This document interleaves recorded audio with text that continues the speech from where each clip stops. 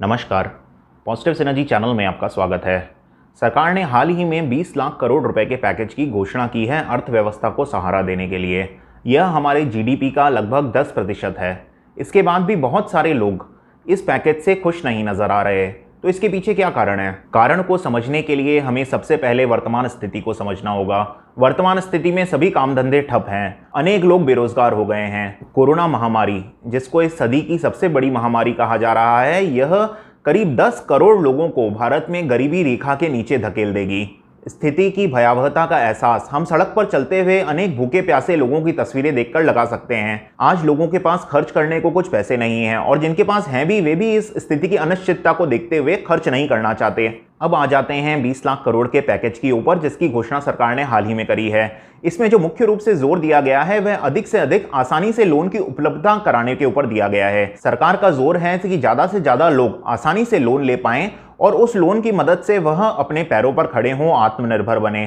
किसान हैं तो वह अपनी खेती के लिए लोन ले पाएं, डेयरी उद्योग लगाने के लिए लोन ले पाएं, छोटे व्यापारी हैं तो वह अपना व्यापार करने के लिए लोन ले पाएं। हर सेक्टर, हर श्रेणी के लिए लोन की सुविधा मिले और आसानी से पैसा उपलब्ध हो। सरकार यह चाहती है कि सभी लोग आत्मनिर्भर बने और लोगों के आत्मनिर्भर बनने से हमारा देश भी आत्मनिर्भर बनेगा। तो इसमें समस्या क्या है? यह तो बहुत अच्छी बात है कि भारत देश आत्मनिर्भर बने।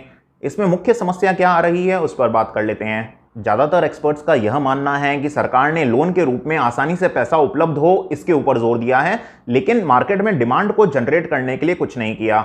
और आज जो मुख्य समस्या है वह यह है कि मार्केट में किसी भी वस्तु की कोई डिमांड नहीं है। लोगों के पास अपना किराया भरने के, अपने लेबर को पैसा देने के, बिजली का बिल चुकाने के आदि के लिए पैसा तक नहीं है। लोन तो व्यक्ति तब लेता है जब उसका व्यापार अच्छा चल रहा हो और वह अपने व्यापार को बढ़ाना चाहता हो। आज की स्थिति तो यह है, जो माल उसके पास पड़ा है वह बेच नहीं पा रहा। ग्राहक अगर मार्केट में दुकान पे नहीं जा रहा तो दुकानदार डीलर से सामान नहीं ले रहा, डीलर अपने बड़े डीलर से सामान नहीं ले रहा, तो सबके पास अपना अपना सामान स्टॉक हो रहा है। वह सामान बिक नहीं पा रहा तो साइकिल चल ही नहीं पा रही।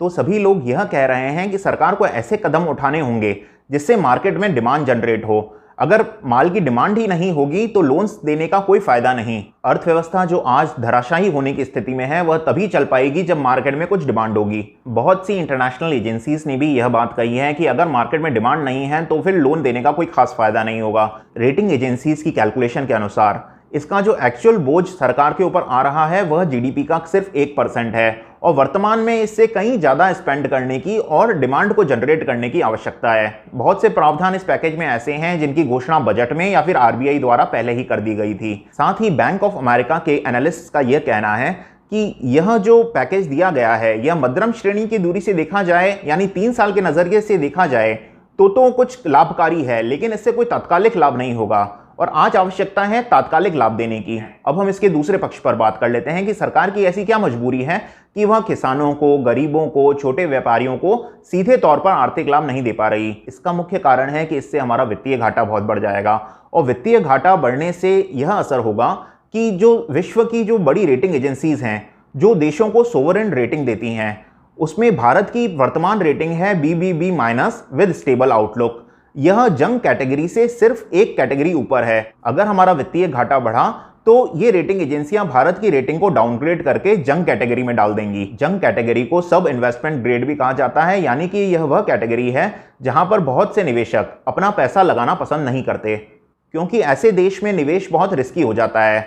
साथ ही साथ इसका मुद्रा पर यह असर होगा कि हमारे भारतीय रुपए की कीमत अन्य देशों की मुद्राओं की तुलना में बहुत तेजी से नीचे गिरेगी। अगर फॉरेन इन्वेस्टमेंट, प्राइवेट इन्वेस्टमेंट आना बंद हो गया और साथ ही साथ सरकार डिमांड को रिवाइव नहीं कर पाई तो सरकार का टैक्स कलेक्शन बहुत कम हो जाएगा और टैक्स कलेक्शन कम होने के बाद अगर प्राइवेट इन्वेस्टमेंट भी नहीं आ रहा, नौकरियां भी जा रही हैं, लोगों के पास काम भी नहीं है, पैसा भी नहीं है, तो ऐसी स्थिति में अर्थव्यवस्था को चलाने की पूरी जिम्मेदारी सरकार के ऊपर आ जाएगी। अर्थव्यवस्था को चलाने के लिए सरकार को और कर्जा लेना पड़ेगा। घटते रेवेन्यू और बढ़ते कर्जे का एक कास्केडिंग इफेक्ट हमारी अर्थव्यवस्था के ऊपर होगा और वह बिल्कुल ही धराशायी होने की स्थिति में आ जाएगी। वहीं दूसरी ओर अनेक एक्सपर्ट्स का यह भी कहना है कि अगर सरकार डिमांड जनरेट नहीं कर पाई तो सरकार का टैक्स कलेक्शन इतना कम हो जाएगा कि उसका वित्तीय घाटा बढ़ने लगेगा और वो बढ़ता ही चला जाएगा। सरकार कुछ भी कर ले वह उस वित्तीय घाटे को काबू में नहीं कर पाएगी और ऐसे में भी सोवरेन रेटिंग एजेंसीज भारत को डाउनग्रेड कर सकती हैं। तो इस समय भारत सरकार के लिए एक तरफ कुआं है और एक तरफ खाई है।